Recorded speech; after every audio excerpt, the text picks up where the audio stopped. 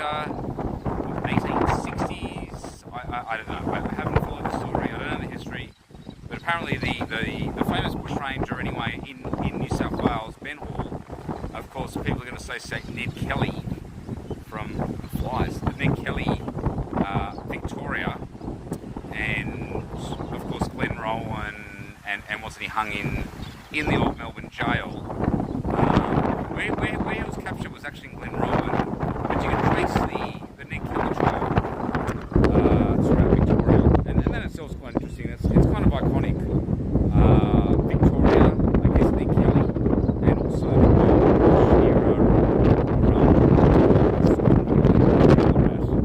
but anyway, New South Wales, Ben Hall, and if we just look here, this is the grave.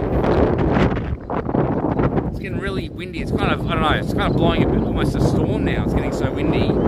But anyway, it says here, Ben Hall's gravesite, and that's it, yeah. There's just no stone. I was checking these other stones, but I don't know, you can hardly read them, but there's nothing about Ben Hall.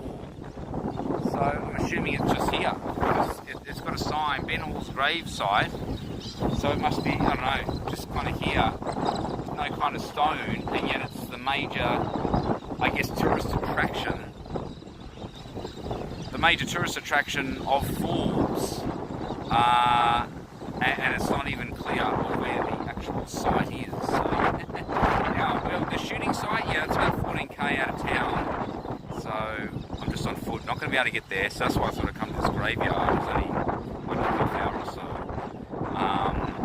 But incidentally, they've got the sister of Ned Kelly, apparently in the graveyard, and also some other sort of figure. Made put a post, put a photo anyway on Barron's Wall, so you can check that out. But we may go there now. Maybe we'll do that. But this is it. This is yeah. Apparently that is the gravesite right there of Ben Hall.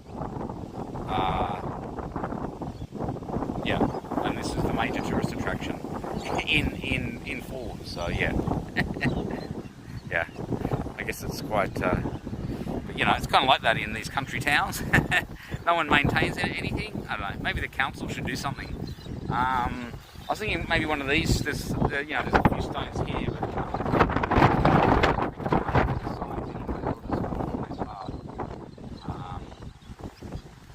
okay, so we'll just go to these other.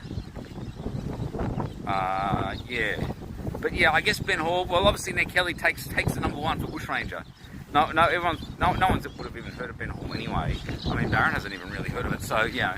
And I guess, yes, you wouldn't waste time worrying about Ben Hall. You would just go Ned Kelly or Ned Kelly Trail, and worth doing. If you're in Victoria, yes, the old Melbourne jail. You can even do a ghost tour, actually, at night.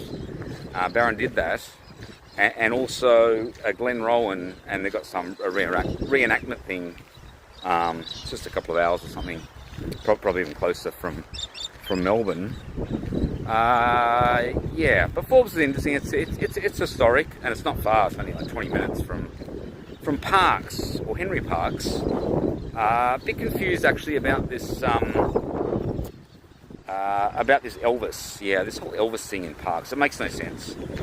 It should just be Henry Parkes. In fact, Tenterfield is really Henry Parkes and not Peter Allen. In fact, Peter Allen, he actually grew up in Armidale, and he could even go to the pub that was under renovation in Armidale, where he was actually performing, I don't know, at the age of 9 or something, or 10.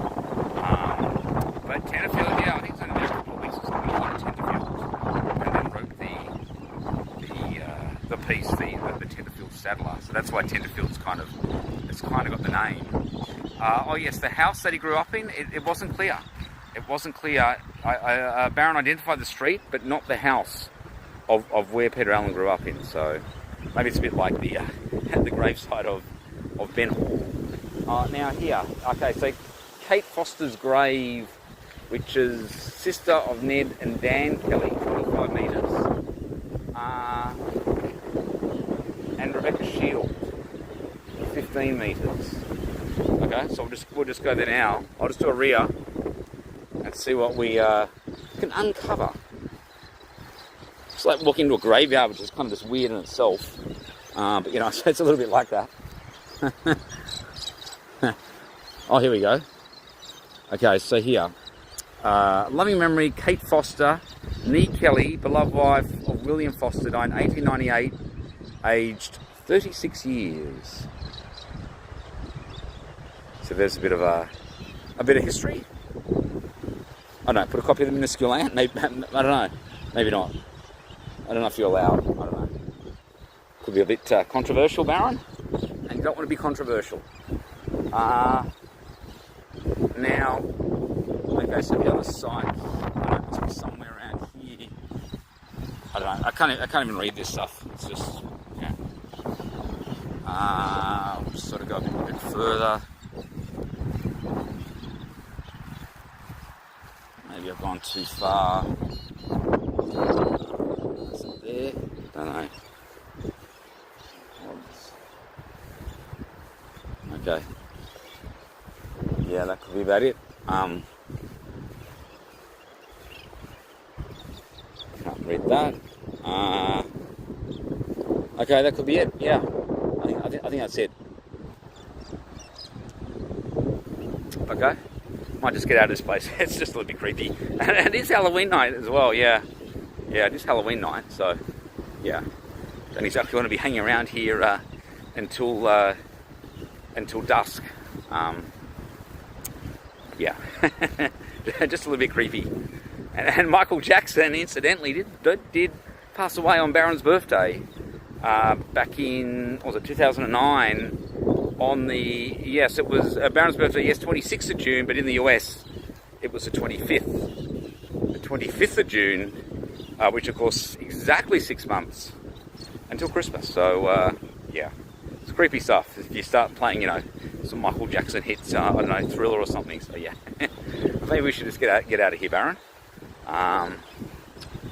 Okay, so I think we'll leave it there. Going to have to do a Google as to how to get out of here. Or call Bear Grylls. Okay, and that was Matt Rakes.